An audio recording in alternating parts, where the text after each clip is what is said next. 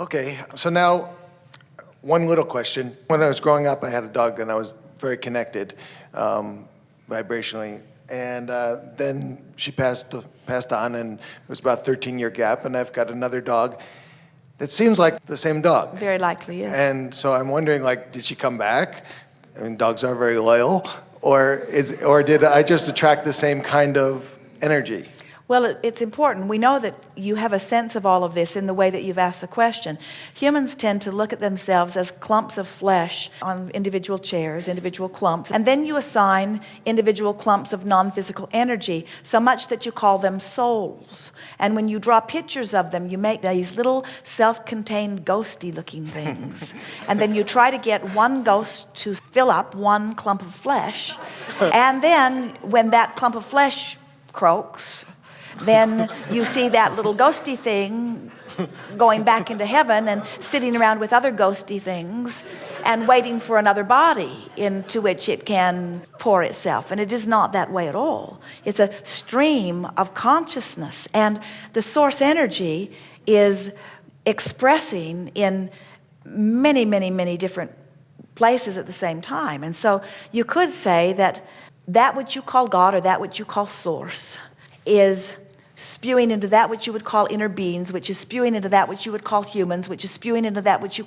In other words, the same energy stream is the life force that is in all things. So that which is the energy of what man calls God is as much in you, or is in your dog, or as in the fibers in this carpet. In other words, it is consciousness present in all things.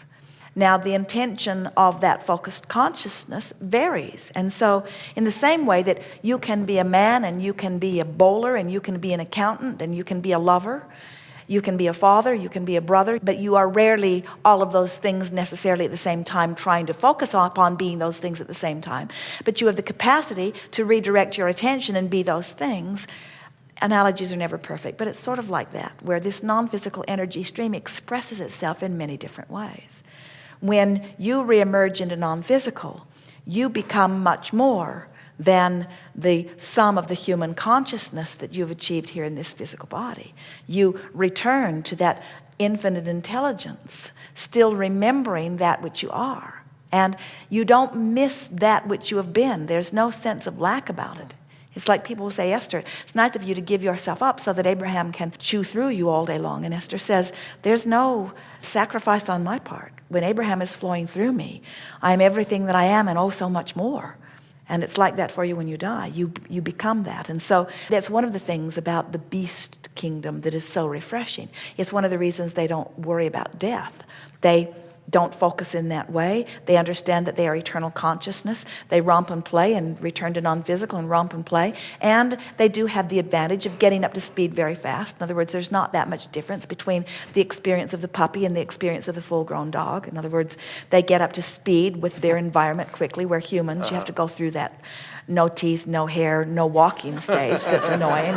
And then that stage where everybody thinks that they can boss you around stage. And the incarceration of school stage and all of that before you become the free being that you really are. And so you are not so quickly back into your bodies. But we want to say to you that it is really not worth splitting the hair over the energy that is expressing itself in you and the energy that is expressing itself in your beast. And what happens when you consistently get into alignment with who you are as you do, what you call forth into your experience are those others who are in alignment with you.